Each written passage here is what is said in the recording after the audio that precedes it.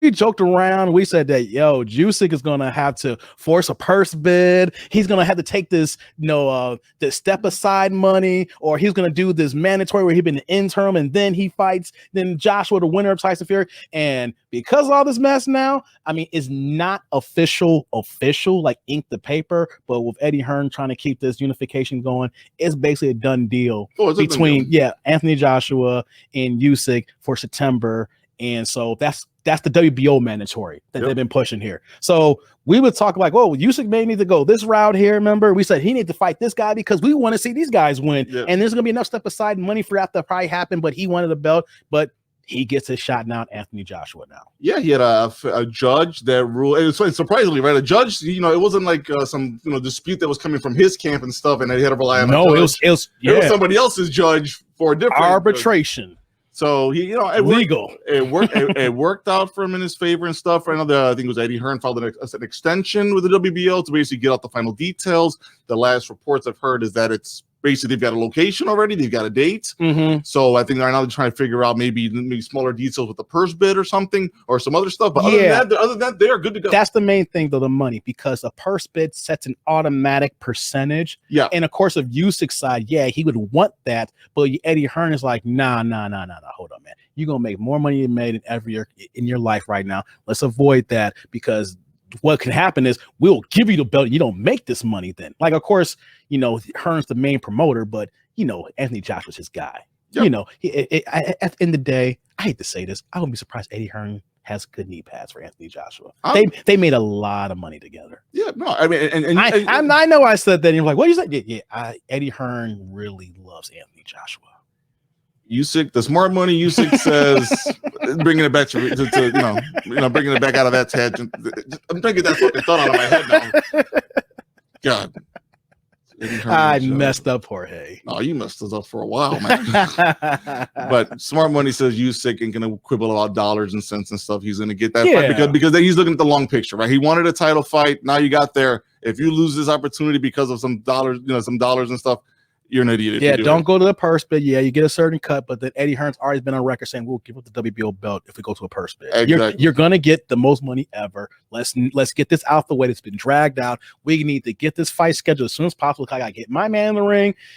Let's say Wilder and Fury's gonna happen in July. We gotta keep this scheduled because if Fury wins and then my guy Joshua wins, I can still do this fight in December. In other words, don't pull a Bud Crawford. Ooh. Take the fight. Take the fight and be done with it. This is more for your career long term, right? If you want a Joshua, you got him. You want more money in the next fight? Beat Joshua, and then you start talking about making some bigger money after that. Who you got, Usyk or Joshua?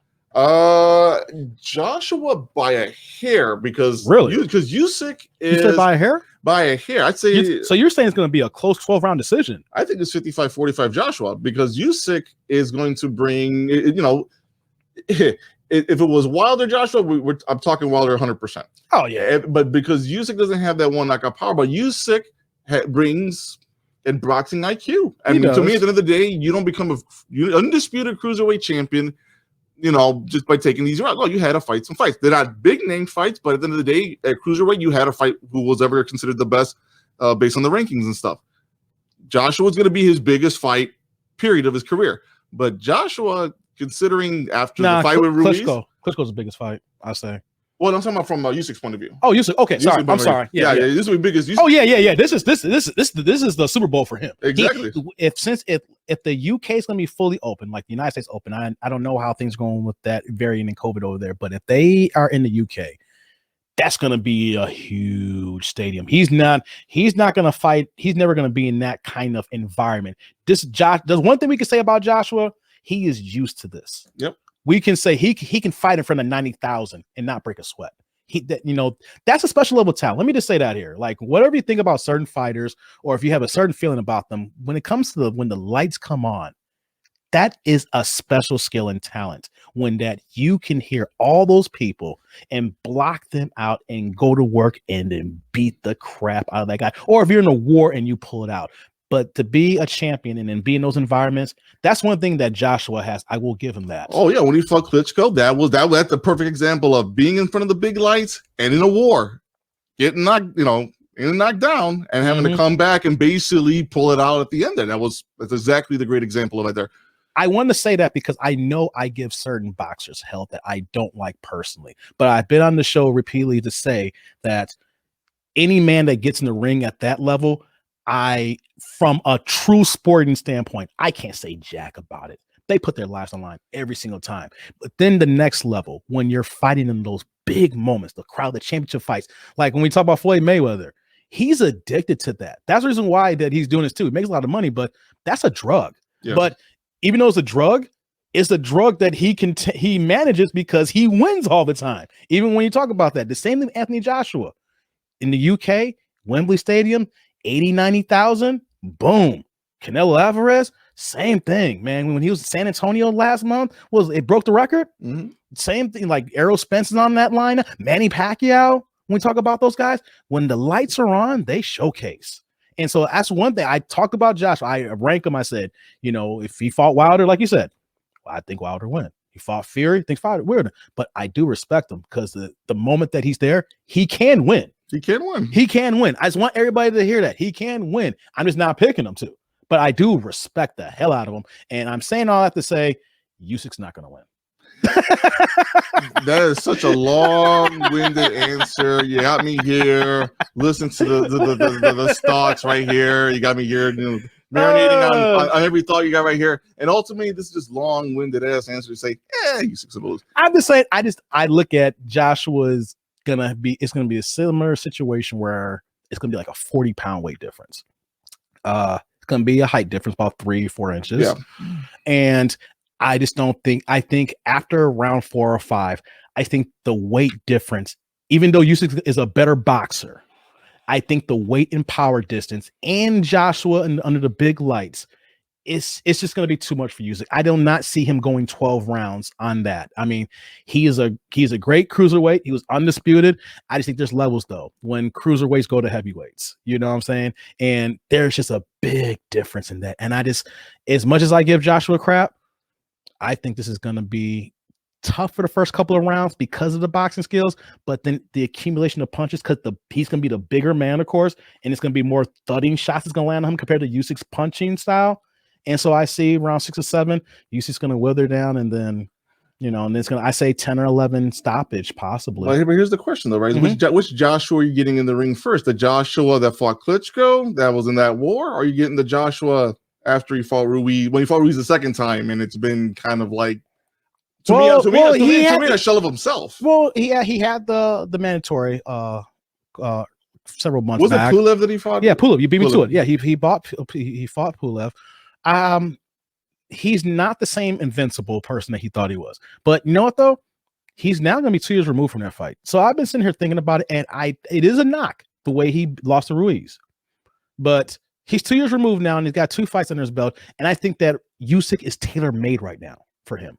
If that makes sense, why I'm going there. Height, size, power, it's everything set for Joshua, knowing that he's won 2 fights now since that loss.